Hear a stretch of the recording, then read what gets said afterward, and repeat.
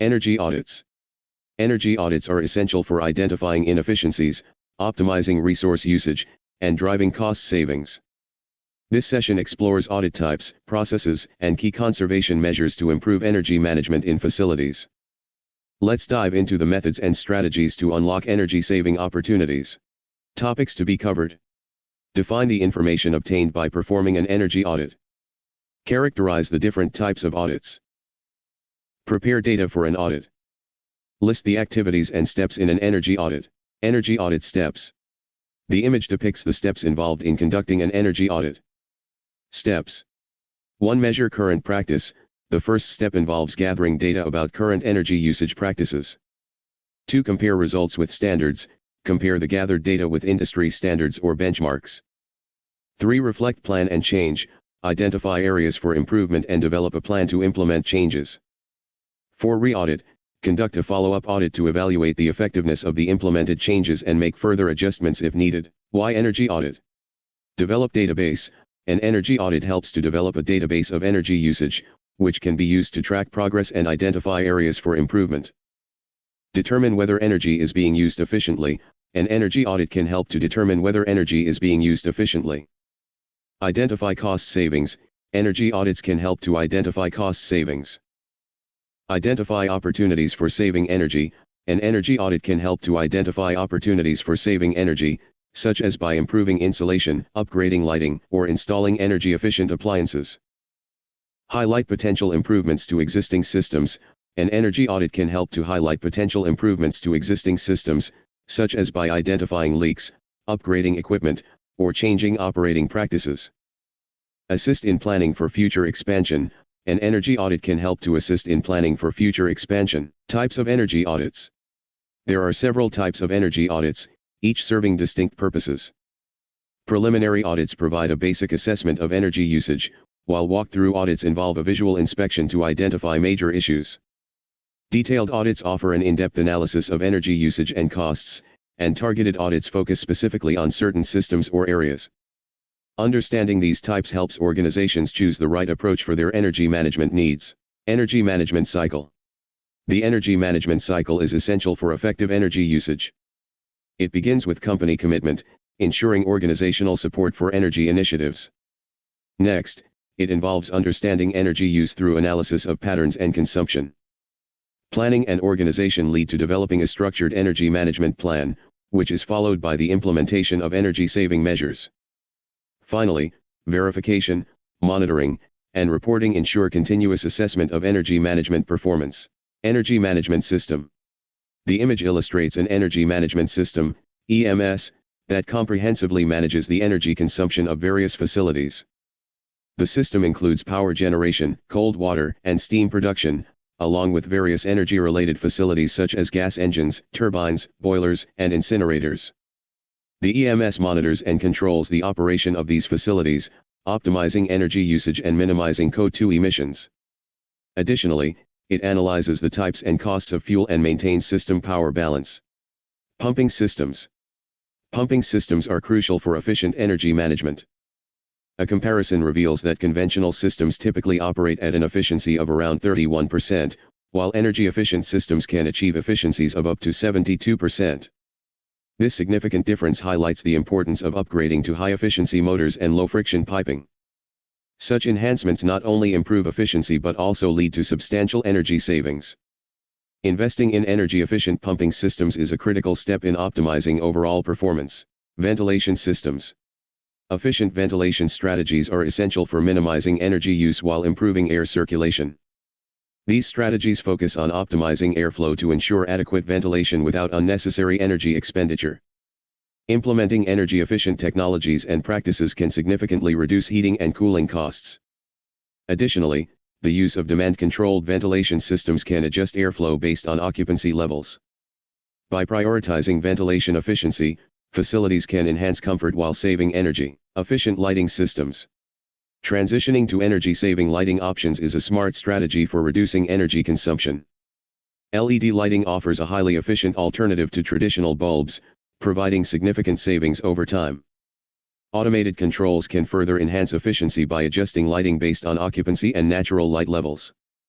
By adopting these technologies, organizations can not only cut costs but also contribute to sustainability goals. Energy-efficient lighting systems are a win-win for both finances and the environment. Compressed air energy storage.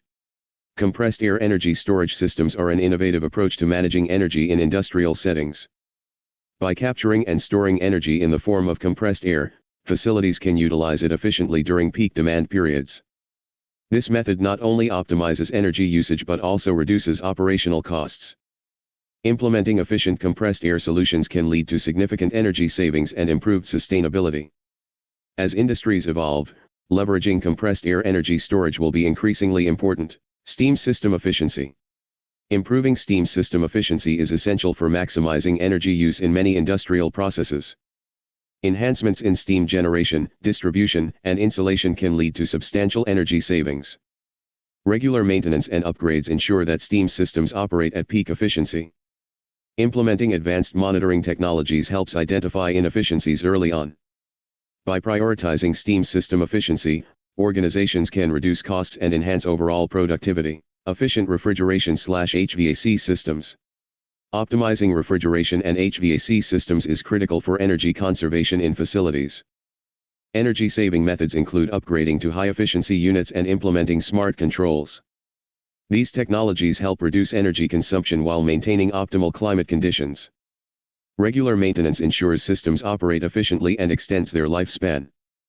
By investing in efficient refrigeration and HVAC systems, facilities can achieve significant cost savings and reduce their environmental impact. Energy-saving vacuum systems. Energy-saving vacuum systems are designed to minimize energy consumption while maintaining performance. Advanced design and materials contribute to efficiency improvements in vacuum applications. Implementing variable speed drives can further optimize energy use by matching system performance to demand. Regular maintenance and monitoring are essential for ensuring continued efficiency. By focusing on energy-saving vacuum solutions, organizations can enhance productivity and reduce operational costs. Process machinery. Optimizing process machinery is a key strategy for reducing energy consumption in manufacturing environments. Strategies include upgrading to energy-efficient machines and automating processes where possible. Regular assessments help identify opportunities for improvement and potential energy savings. Collaboration between departments can lead to innovative solutions for machinery efficiency. By focusing on process machinery optimization, organizations can enhance their bottom line and reduce environmental impact. Potential saving for motor system. The diagram shows potential savings for a motor system. The system starts with electrical power and goes through a variable frequency drive and motor to mechanical equipment. This drives the application, which is defined as flow/motion. The diagram shows potential savings throughout the system in different areas. Redimensioning, 5 to 15%. Optimization of the regulation, 5 to 50%. Process optimization, 5 to 50%. Higher efficiency class, 3 to 8%. Higher performance of components, 2 to 20%. Conventional pumping system vs energy efficient pumping system. Comparison of the two systems. Conventional pumping system, this system uses a standard motor, a standard pump, and typical pipes and couplings. The system efficiency is 31%. Energy efficient pumping system, this system uses a high efficiency motor, a more efficient pump, low friction pipes, and high efficiency couplings. The system efficiency is 72%. Key differences between the two systems. Motor, the conventional system uses a standard motor with an efficiency of 90% while the energy efficient system uses a high efficiency motor with an efficiency of 95%. Pump, the conventional system uses a standard pump with an efficiency of 77% while the energy efficient system uses a more efficient pump with an efficiency of 90%. Pipe, the conventional system uses typical pipes with an efficiency of 69% while the energy efficient system uses low friction pipes with an efficiency of 90%. Coupling, the conventional system uses standard couplings with an efficiency of 98% while the energy efficient system uses high efficiency couplings with an efficiency of 99%. Flow of energy audit. The flow chart illustrates the process of conducting an energy audit, starting with a factory or building. First, an application form is submitted, which is then reviewed and accepted.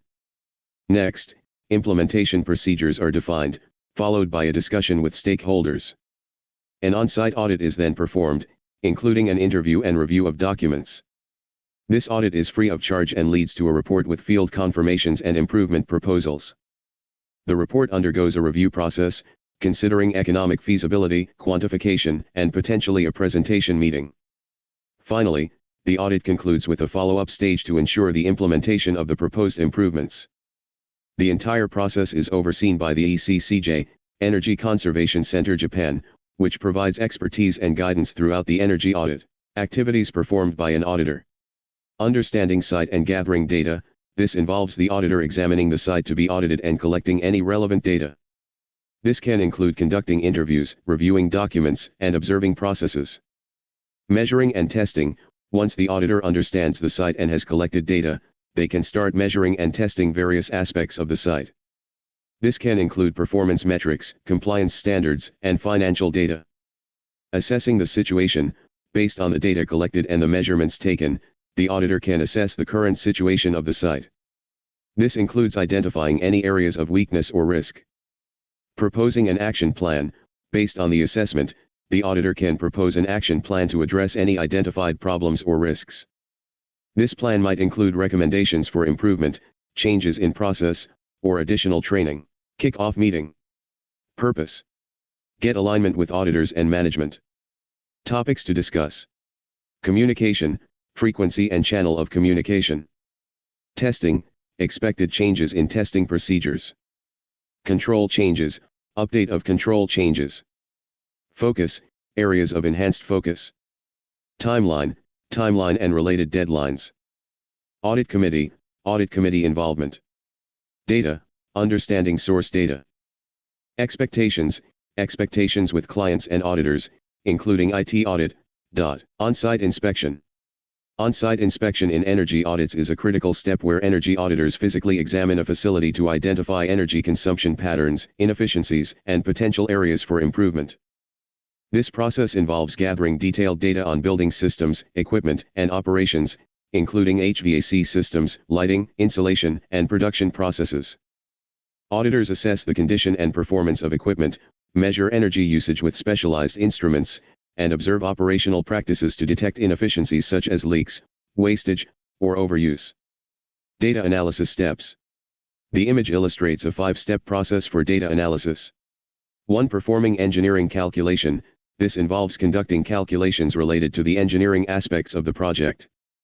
2. Running simulations and tools. This step uses simulation software or tools to model and analyze the data. 3. Contacting solution suppliers. Reaching out to vendors or suppliers who offer solutions relevant to the data analysis needs. 4. Cost-benefit calculations, analyzing the financial implications of different solutions, considering their costs and potential benefits.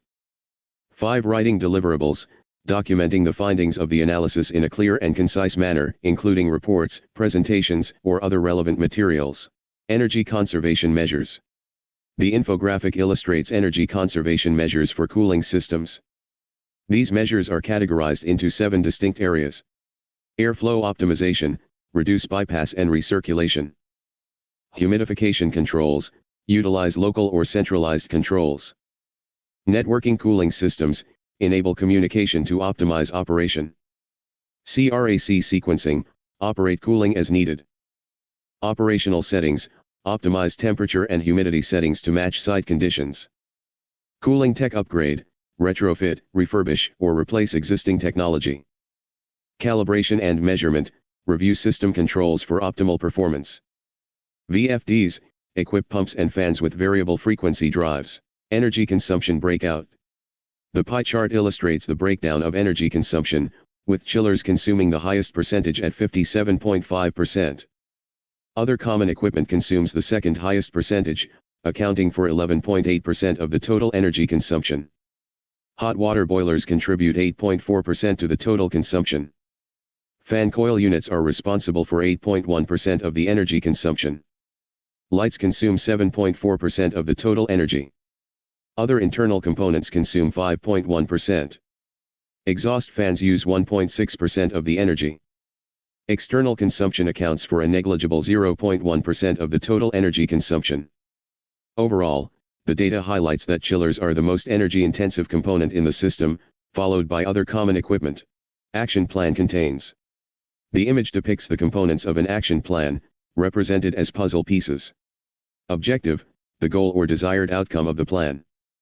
Strategy, the approach or method used to achieve the objective. Implementation, the steps taken to put the strategy into action. Collaboration, working together with others to achieve the goal. Schedule, a timeline for completing the tasks in the plan.